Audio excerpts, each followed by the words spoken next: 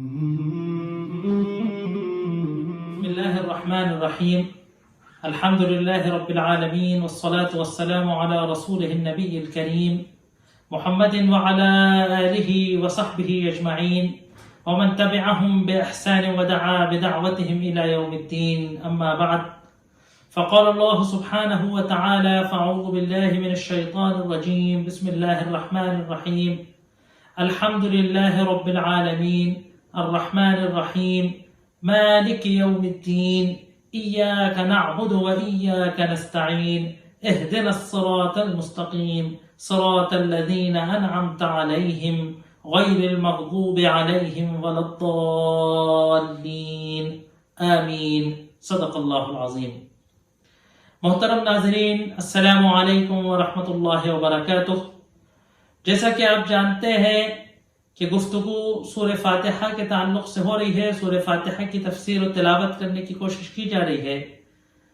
سابقہ لیکچرز میں سورہ فاتحہ کے تمہیدی کلمات، سورہ فاتحہ سے تمہیدی کلمات، تمہیدی گفتگو سورہ فاتحہ کے تعلق سے ہو گئی تھی، اور سورہ فاتحہ کا ابتدائی ایک آیت الحمدللہ رب العالمین کے تعلق سے گفتگو ہو گئی تھی، جس میں خلاصہ کلام یہ تھا کہ سورہ فاتحہ کے اندر، جس کو سورۃ الحمد کہا گیا ہے، اللہ کی تعریف بیان کرنے کی صورت کہی گئی ہے، کہ ساری حمد و ستائش، ساری تعریفیں، ساری مدح و ثنا اس خدا کے لیے ہے، اس اللہ کے لیے ہے کہ جو سارے جہانوں کا پروردگار ہے، جو سارے جہانوں کا پالنہار ہے، جو سارے جہانوں کو پالنے والا، پیدا کرنے والا، ان کا خالق و مالک ہے. بات ہوئی تھی لفظ حمد کے تعلق سے کہ حمد کہتے ہیں تعریف و ستائش کو، اور حمد کہتے ہیں شکر کو. ہم نے الحمدللہ کا مختصر سا ترجمہ کیا تھا کہ حمد کا مطلب ہے کہ تشکر کے جذبات سے شرابور ہوتے ہوئے کسی کی حمد و ستائش کرنا، حمد و تعریف کرنا، یہ جو ہے حمد کا مطلب ہے. حقیقت حمد کی حقیقت صرف اللہ تبارک و تعالیٰ کے لیے ہو سکتی ہے، کیونکہ وہ فی نفسہ ہی تعریف کے اہل بھی ہے. وہی ایک ایسی ہستی اور ایک ایسی ذات ہے کہ جو قابل تعریف ہے، اور وہی ایک ایسی ہستی ہے کہ جس کی وجود میں سب سے زیادہ حمد و تعریف کی گئی. سارے انسان، سارے فرشتے، سارے اجنہ ہے نا، ساری مخلوقات، جمادات، نباتات، سمندر کی مچھلیاں، جنگل کے درندے، آسمان میں اڑنے والے پرندے، کائنات کی ہر شے ہے نا، کہ کوئی حجر و مدر ہے نا، کوئی جمادات ہو، پتھر ہو، کنکر ہو، ذرہ ہو، فضا اور ہوا کے ذرات اور ایٹمز ہوں، کوئی کائنات کی چیز ایسی نہیں ہے کہ جو اللہ تبارک و تعالیٰ کی تسبیح نہ بیان کرتی ہو، اللہ تبارک و تعالیٰ کی تعریف نہ بیان کرتی ہو، اللہ کی حمد و ثنا نہ بیان. تو الحمدللہ رب العالمین، ساری تعریف و ستائش اس اللہ کے لیے ہے کہ جو رب العالمین ہے. رب کے تعلق سے گفتگو ہوئی تھی کہ عربی زبان کے اندر رب 3 مطلب میں استعمال ہوتا ہے. ایک کسی چیز کا خالق، مالک کے مطلب میں استعمال ہوتا ہے. دوسرا کسی چیز کو پالنے والے، کسی چیز کا خیال کرنے والے، کسی چیز کا نشو و نما کرنے والے کے لیے استعمال ہوتا ہے. اور تیسرا مطلب رب کا استعمال ہوتا ہے کہ قابل صاحب اختیار سردار، وہ سردار کہ جس کو اختیارات حاصل ہوں، وہ سردار کہ جس کی بات مانی جاتی ہو، جس کی اطاعت کی جاتی ہو، جس کی بات کو تسلیم کیا جاتا ہو، جس کی اطاعت بجا لاتی ہو، اس کو عربی زبان میں رب کہا جاتا ہے. اسی لیے آپ نے دیکھا کہ مختلف اشعار میں بادشاہوں کو اور آقاؤں کو رب کہا گیا. انسانوں کی زبانی اللہ تبارک و تعالیٰ نے بھی اس اصطلاح کا استعمال کیا ہے. جب حضرت یوسف علیہ السلام جیل میں تھے اور 2 جیل کے ساتھیوں کو خواب نظر آیا تھا، اس میں سے ایک کے خواب کی تعبیر یہ تھی کہ اس کو سولی دے دی جائے گی، اور ایک کے خواب کی تعبیر یہ تھی کہ اس کو معاف کر کے واپس بادشاہ کا ساقی بنا دیا جائے گا. جس کے نجات، جس کے بچ جانے کی امید تھی حضرت یوسف کو، اس سے حضرت یوسف نے کہا جب وہ جیل سے چھوٹ رہا تھا، اذکرنی عند ربک، کہ تم اپنے مالک کے پاس، تم اپنے آقا کے پاس ہے، تم اپنے بادشاہ کے سامنے میرا تذکرہ کرنا کہ جیل میں اس طریقے سے ایک جو ہے بے قصور نوجوان ہے، اس کا ایسا ایسا حادثہ ہے، تو بادشاہ کو یاد آ جائے گا کہ ہم نے ایک بے قصور کو جیل میں ایک مصلحت سے پٹکا تھا، تو وہ نکالنے کی کوئی تدبیر کرے گا۔ تو یہاں اللہ تبارک و تعالیٰ نے رب جو ہے آقا کے معنی میں استعمال کیا، لیکن حقیقی رب کا مصداق، حقیقتاً رب کا مصداق کہ جس میں یہ تینوں صفتیں بکمال پائی جاتی ہوں، وہ اللہ تبارک و تعالیٰ کی ذات ہے کہ جو خالق بھی ہے، اس پوری کائنات کا وحید اکیلا تنہا خالق ہے، اس پوری کائنات کا اور انسانوں کا اور معافی زمین و آسمان اور جو کچھ اس کے اندر موجود ہے اس کا حقیقی مالک بھی ہے، اور ان کو حقیقتاً پالنے والا، ان کی پرورش کرنے والا، اس کے نشو و نما کا اور ان کے حیات کا اصلی سبب ہے، اور وہی حقیقی آقا، وہی حقیقی وہ سردار، حقیقی آقا ہے کہ جس کی اطاعت کی جاتی ہے، جس کی بات چلتی ہے، جس کی مشیت چلتی ہے، جس کا حکم نافذ ہوتا ہے۔ تو رب العالمین، تو اللہ کی تعریف کی گئی ہے۔ اب یہ ذہن میں آ سکتا تھا کہ اللہ ہی کی حمد و ثنا کیوں ہے؟ ساری ستائشیں، اور ہم نے بتایا تھا کہ جو الف لام ہے حمد پر، یہ استغراق جنس کا ہے کہ ساری جنس حمد و ثنا، ساری جنس تعریف و ستائش کا مستحق اللہ ہے۔ کیوں؟ کیونکہ پہلی بات یہ کہ وہ رب العالمین ہے، سارے جہانوں کا، خالی انسانوں کا نہیں، خالی جناتوں کا نہیں، خالی درندوں کا نہیں، خالی چرندوں کا نہیں، خالی پرندوں کا نہیں، خالی نباتات کا نہیں، خالی پھلوں کا نہیں، خالی سبزیوں کا نہیں، خالی کیڑے مکوڑوں کا نہیں، دنیا کے کائنات میں جتنے عوالم موجود ہیں، جتنے جہاں موجود ہیں، ان سارے جہانوں کا مالک، ان سارے جہانوں کا جو رب ہے، اس کی حمد و ثنا ہے۔ دوسری صفت بیان کی گئی کہ الرحمن الرحیم۔ بسم اللہ الرحمن الرحیم کا جب ترجمہ ہوا تھا، بسملہ کی جب تعلق سے گفتگو ہوئی تھی، تو وہاں بھی رحمان الرحیم کے تعلق سے گفتگو کی گئی تھی، اس لیکچر کے اندر بھی۔ رحمان اور رحیم یہ دونوں اللہ تبارک و تعالیٰ کی دو صفتیں ہیں جو مصدر رحمت سے ماخوذ ہیں۔ عربی زبان کے اندر مصدر سے الفاظ نکلتے ہیں۔ اللہ کا لفظ ایک مستثنا تھا کہ ہم نے بیان کیا تھا کہ اللہ کے لفظ کے بارے میں محققین علماء کی تحقیق یہ ہے کہ وہ کسی مصدر سے نہیں نکلا ہے، وہ اسم جامد ہے، اللہ تبارک و تعالیٰ کا اسم ذات ہے، اسم الجلالہ ہے۔ لیکن ویسے عربی کا قاعدہ ہے کہ مصدر رحمت سے، رحمت کہتے ہیں شفقت کو، مہربانی کو، ہمدردی کو، ہے نا، یہ ایک رحمت اردو میں بھی ایسے استعمال ہوتا ہے لفظ رحمت۔ تو رحمت کے مصدر سے دو لفظ نکلے ہیں، رحمان اور رحیم۔ عربی گرامر کا ایک خاص فارمولہ ہے صرف کا کہ اوزان ہوتے ہیں، تو یہ علی وزن فعلان، رحمان علی وزن فعلان اور رحیم علی وزن فعیل۔ فعلان کا مصدر، فعلان کا وزن یہ بتاتا ہے کہ صفت کا، اس کو کہتے ہیں بھرپوریت بتاتا ہے۔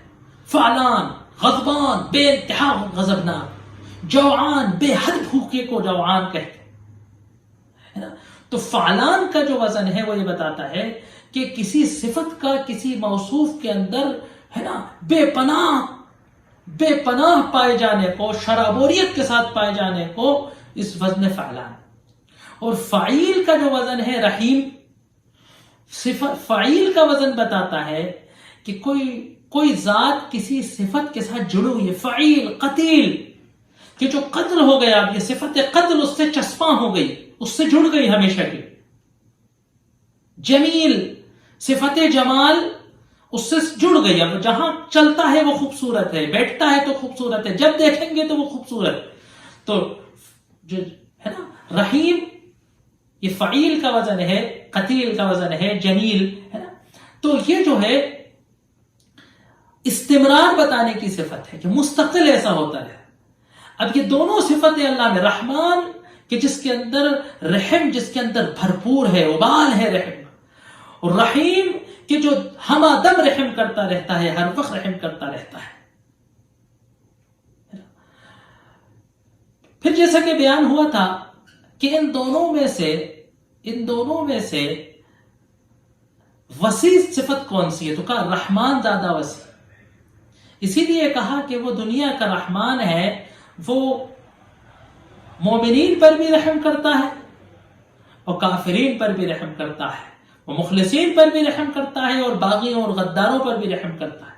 اور رحیم الآخرہ، آخرت میں وہ خالی مومنین پر رحم کرے گا. اور بعض نے الٹا کہا کہ رحمان رحیم زیادہ بڑی صفت ہے، اسی لیے آخرت میں وہ مومنین پر رحم کی اصل وفور، ہمیشہ کا رحم. بس اب جو وہ رحیم ہوا تو کبھی اس سے صفت رحیمی ختم ہی نہیں ہوگی، اس کی وہ رحیمیت مومنین پر سے کبھی ختم ہی نہیں ہوگی، بڑھتی چلی جائے گی.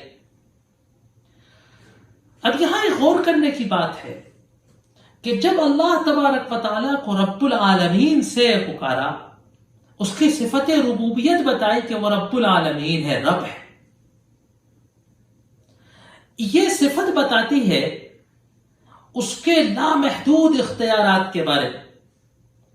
لامحدود اختیارات کا مالک بادشاہ ہے، جو چاہتا ہے کرتا ہے. یفعل ما یشاء، جو چاہتا ہے کرتا ہے.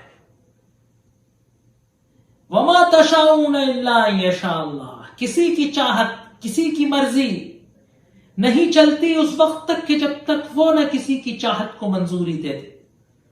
کسی کا ارادہ کارگر نہیں ہوتا جب تک کہ وہ اس ارادے سے ایگری نہ ہو جائے.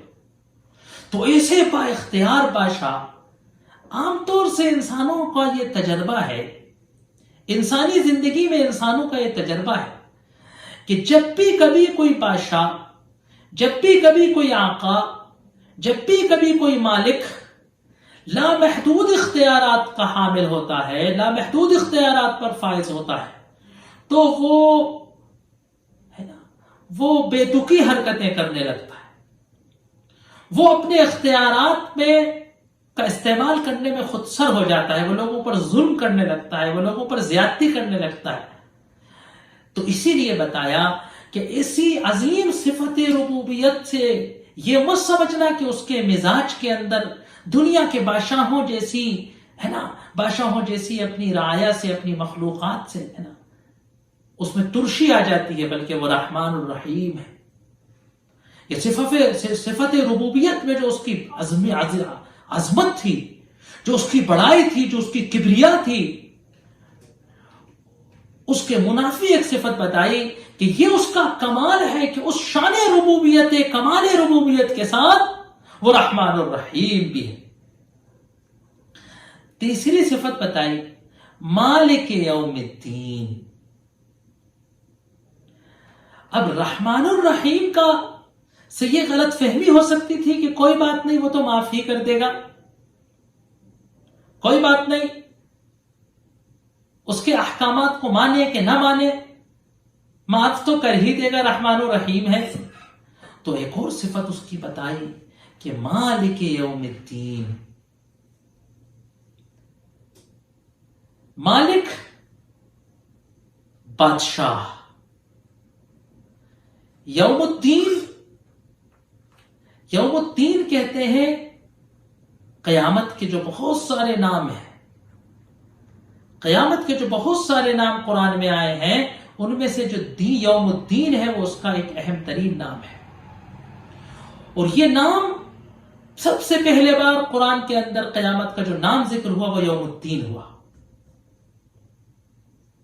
دیکھیے، آخرت یعنی کہ دنیا کا اختتام، قیامت کیونکہ قام یقوم، مرنے کے بعد دوبارہ اٹھنے کا دن، یوم الجزاء بدلے کا دن. تو بہت سارے نام ہیں. قارعہ کہ اس دن جو ہے قرا ٹھوک کے رکھ دیا جائے گا، زمین و آسمان کو دھچک دیا جائے گا. حاقہ ہے نا. تو بہت سارے جو جتنی قیامت کی صفات ہیں، جو قیامت کی کیفیات ہیں، جو قیامت کے احوال و حالات ہیں، ان پر جو ہے قیامت کے مختلف ناموں کو جو ہے رکھا گیا ہے. تو اسی طریقے سے یوم الدین عربی میں کہتے ہیں دانا یدین و دینن، ہے نا. دین کہتے ہیں ادھار کو.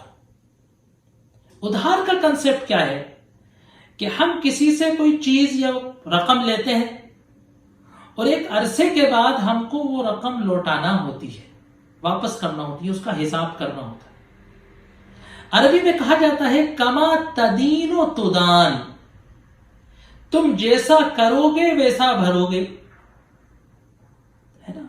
دانا یدین و دینن کہتے ہیں ہموار راستے کو، اسی سے لفظ دین بنا ہے نا. تو یوم الدین جو ہے یہ حساب کا دن ہے. ایک طریقے سے ایسا ہی مثال ہے کما تدین و تدان، جیسے کرو گے ویسا بھرو گے، بدلے کا دن، حساب کا دن. تو مالک یوم الدین، حساب کے دن کا مالک. اب یہاں یہ بات دو اشارے کرتی ہے. ایک بات تو یہ ہے کہ اللہ تو ہر وقت ہی مالک ہے، قیامت کے کیا آج بھی اللہ ہی مالک ہے، حقیقی ہمارا ساری کائنات کا مالک، یا اگر ملک متصور کریں تو ساری کائنات کا بادشاہ حقیقی وہی ہے. لیکن دنیا کے اندر آزمائش کے طور پر اس نے کچھ لوگوں کو یہ موقع دے رکھا ہے کہ وہ بھی اپنی ربوبیت کا، اپنی ملوکیت کا، اپنی بادشاہت کا، اپنی چودراہٹ کا جھوٹا دعویٰ کر سکتے ہیں. وہ اس بات کی اجازت گنجائش دیتا ہے. تو اس غلط فہمی میں بہت سارے اپنے آپ کو بادشاہ سمجھتے ہیں، بہت سارے اپنے آپ کو مالک سمجھ بیٹھتے ہیں. تو حقیقی اس کی بادشاہت کا اظہار، حقیقی اس کی بادشاہی، حقیقی اس کی مالکیت کی شان قیامت کے دن نظر آئے گی. اسی طریقے سے قرآن میں آیا قیامت کے دن اللہ تبارک و تعالیٰ سارے انسانیت کو، سارے آدم سے لے کر آخر قیامت تک پیدا ہونے والے لوگوں کو ایک میدان میں جمع کر دیں گے. وَالسَّمَاوَاتُ مَطْوِيَّاتٌ بِيَمِينِهِ، آسمان و زمین اس کے قدرت کے قبضے میں ہوں گے. سب کچھ، ساری حقیقت، غیب کے پردے کھل جائیں گے. اس وقت اللہ تبارک و تعالیٰ ندا لگوائے گا لِمَنِ الْمُلْكُ الْيَوْمِ، لِمَنِ الْمُلْكُ الْيَوْمِ. اللہ کہے گا دنیا کے بادشاہوں سے، دنیا کے فرعونوں سے، دنیا کے متکبروں سے، دنیا کے مغروروں سے، اپنی طاقت کے بل پر غرور و تکبر کرنے والوں سے، پندار کرنے والوں سے، لوگوں پر ظلم کرنے والوں سے، اپنے آپ کو لنگڑے لولے بادشاہوں سے کہ جو اپنے آپ کو آج دنیا کا بادشاہ سمجھتے ہیں، اپنے آپ کو مرضی کا مالک سمجھتے ہیں، اپنے آپ کو لوگوں کی زندگیوں کا مالک سمجھتے ہیں، لوگوں کی قسمتوں کا مالک سمجھتے ہیں، لوگوں کا اپنے آپ کو رازق سمجھتے ہیں. ان سب کو قیامت کے دن اللہ کے حضور کھڑا کر کے پوچھا جائے گا. اس کیفیت میں قیامت کی پوچھا جائے گا لِمَنِ الْمُلْكُ الْيَوْمِ، آج بادشاہت، آج یہ ساری سلطنت کس کی ہے؟ ساری کائنات اللہ کے حضور کھڑی سناٹے میں ہوگی. تو اللہ خود ہی ندا لگوائے گا لِلَّهِ الْوَاحِدِ الْقَهَّارِ، آج حقیقی بادشاہت صرف اللہ کے لیے ہے. للہ، اس اللہ کے لیے، واحد القہار، کہ جو واحد تنہا ہے، اکیلا ہے، اور قہار سب کو زیر کر لینے والا ہے. تو اسی جیسی بات یہاں کہی گئی کہ مالک یوم الدین، قیامت کے دن کا مالک. تو حقیقی بادشاہت قیامت کے دن اس کی ظاہر ہوگی، اس لیے اس کو قیامت کے دن کا بادشاہ کہا گیا. ورنہ وہ دنیا کا بھی بادشاہ ہے، آج بھی وہی بادشاہ ہے، الملک الحق، حقیقی بادشاہ وہی ہے. دوسری بات یہ آیت ہمیں اس طرف اشارہ کر رہی ہے کہ لوگوں کا یہ ایک تجربہ ہے دنیا میں کہ وہ جیسے تیسے اپنے کام کو سورس کے ذریعے، اثر و رسوخ کے ذریعے، تعلقات کے ذریعے، رشوت کے ذریعے چلا لیتے. قیامت کا جو دن ہے، جو دنیا کے حساب کے لیے مقرر کیا گیا ہے، اس دن کی خصوصیت یہ ہے کہ وہ خالص اللہ کی بادشاہت کا دن ہے. اللہ کی مرضی کے علاوہ، اللہ کے فیصلے کے علاوہ وہاں کسی کا فیصلہ نہیں چلے گا. اسی لیے آگاہ کیا گیا ہے انسان کو، ڈرایا گیا ہے انسان کو، متنبہ کیا جا رہا ہے انسان کو اس دن سے کہ جس دن ساری بادشاہت و کائنات اللہ تبارک و تعالیٰ کے قبضہ قدرت میں ہوگی. مالک یوم الدین. یہاں جو ہے 3 خوبیاں اللہ تبارک و تعالیٰ کی بتائی گئی. گویا آغاز قرآن میں یہ تو نہیں کہا گیا کہ قریش والوں، مکے والوں، تم جن بتوں کی پوجا کرتے ہو، تم جن آستانوں پہ سر ٹیکتے ہو، تم جن کو اللہ کی بادشاہت میں شریک سمجھتے ہو، وہ غلط ہے، ابھی یہ نہیں کہا گیا.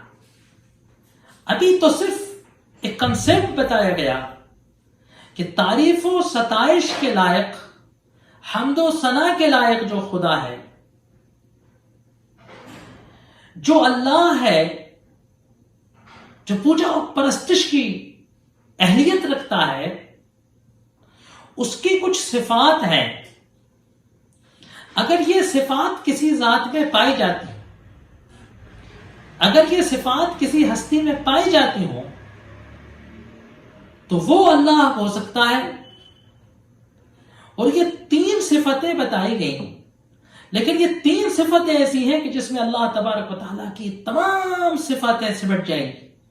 جیسے شروع میں کہا تھا کہ سورہ فاتحہ پورے علوم القرآن کا خلاصہ ہے، کی ہے، کہ الہیات سے متعلق، توحید کے علم سے متعلق سب کچھ اس میں آ گیا.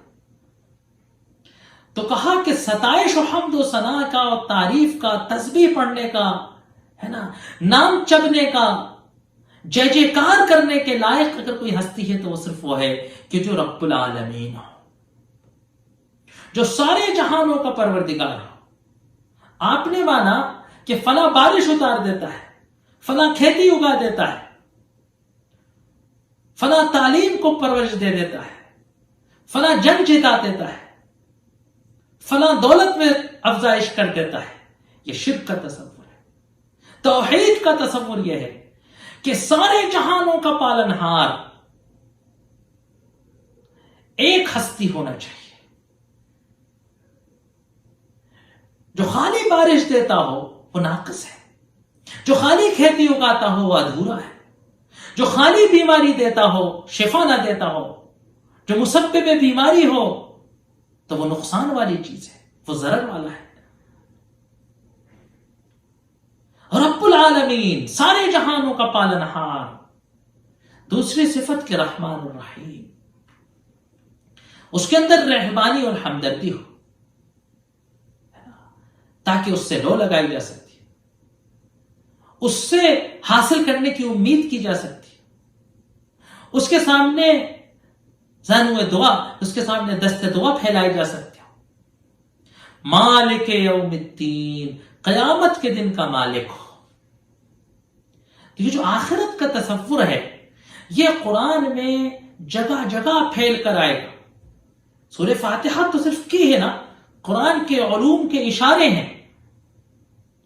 یہ آخرت کا تصور ایک ایسا وحید عقیدہ ہے کہ جو دنیا میں انسان کی زندگی کو راہ راست پر رکھ سکتا ہے. اسلام نے جو دنیا کے اندر ایک فکری اور اخلاقی انقلاب پیدا کیا، سرور کائنات محمد صلی اللہ علیہ وآلہ وصحبہ وسلم نے جو ایک عظیم معاشرہ پیدا کیا، وہ صرف اسی محاسبے کے جذبے سے کہ اللہ کے حضور قیامت کے دن جواب دینا ہے، آخرت کے تصور کا استحضار دنیا کے ہر عمل میں، دنیا کے ہر نشیب و فراز میں ہم کو راہ راست پر، ہم کو اعلیٰ اخلاق پر، ہم کو اعلیٰ معیار پر، ہم کو اعلیٰ ایمانی صفات پر قائم رکھتا ہے. ورنہ انسان جو ہے اپنے جذبات کا، اپنے احساسات کا، اپنے شہوتوں کا شکار ہو جاتا ہے.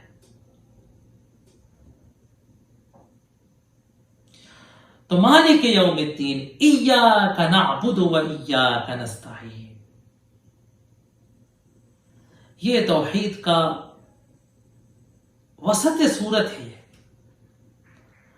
اب اس خدا کی، کہ جس خدا کی تعریف و ستائش کری، اس کے بعد اب مومن، خاص طور سے اگر ہم اس کو نماز کا تصور کریں، کیونکہ سورہ فاتحہ جو ہے یہ تو اس کا نام ہی الصلاۃ ہے، یہ سورت ہی نماز کی سورت ہے.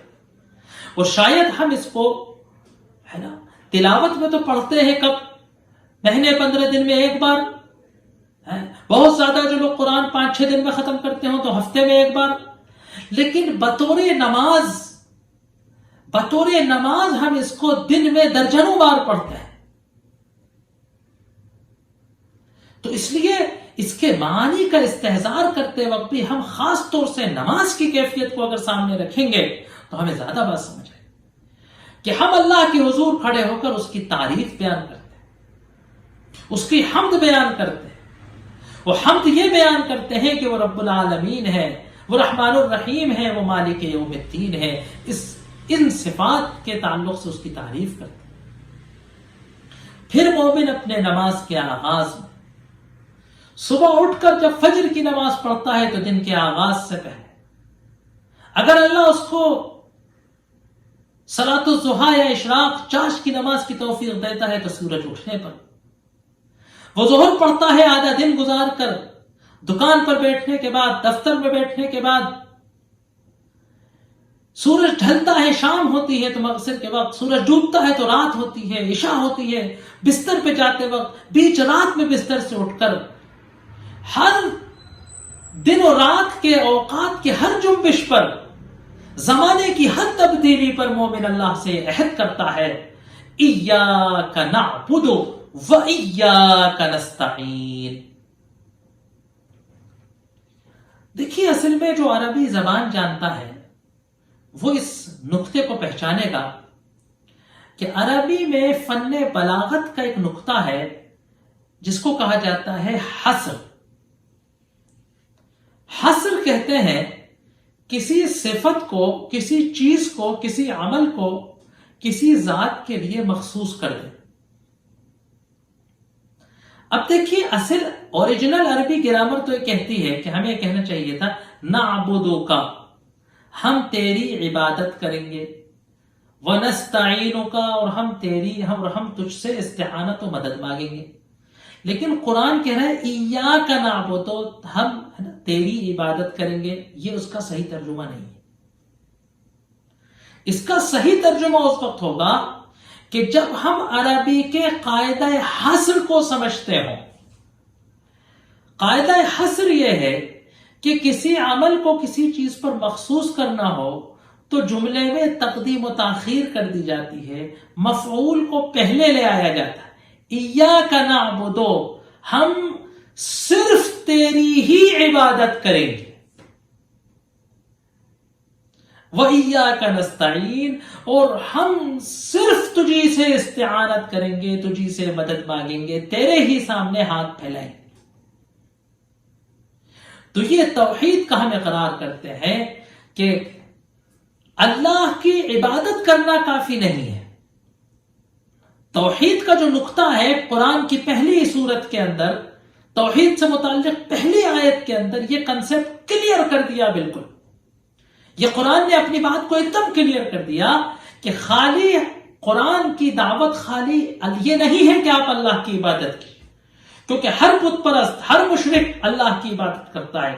شاید ہی دنیا میں کوئی ایسا پیدا ہوا ہو جو اپنے آپ کو نیچرل وادی کہتے ہیں، ملحد کہتے ہیں، طبیعت کی پوجا کرنے والے کہتے ہیں، لا دین و ملحد ہیں. کچھ لوگ دنیا میں بہت کم ہوتے ہیں، لیکن کوئی بھی انسان کہ جو کسی دین کو مانتا ہے وہ اللہ کی عبادت کرتا ہے، جو اس کو اللہ کہتا ہو، اس کو گاڈ کہتا ہو، اس کو ایشور کہتا ہو، اس کو اوپر والا کہتا ہو.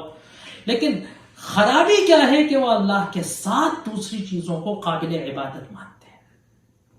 اسی لیے قرآن نے کہا ایاک نعبد، ہم صرف تیری عبادت کریں گے، تیرے علاوہ کسی کی عبادت نہیں کریں. وَإِيَّاكَ نَسْتَعِينُ، اور ہم صرف تجھی سے مدد مانگیں گے، تیری ہی استعانت.